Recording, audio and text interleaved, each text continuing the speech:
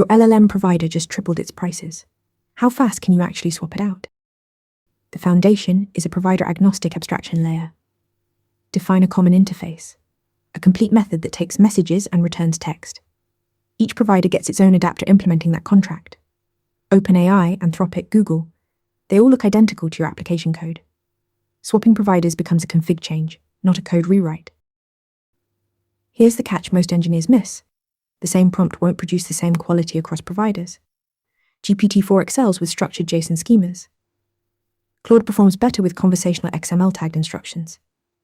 Gemini prefers direct, concise task descriptions. Assuming your prompts are portable is the most expensive mistake in any provider migration.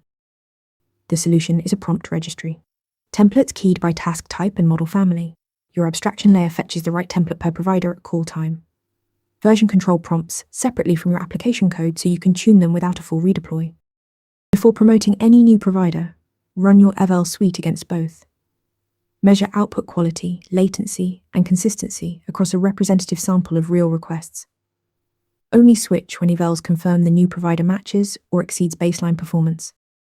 Abstract the interface, adapt your prompts per provider, and let evals confirm the switch before you go live. Follow for more AI engineering patterns.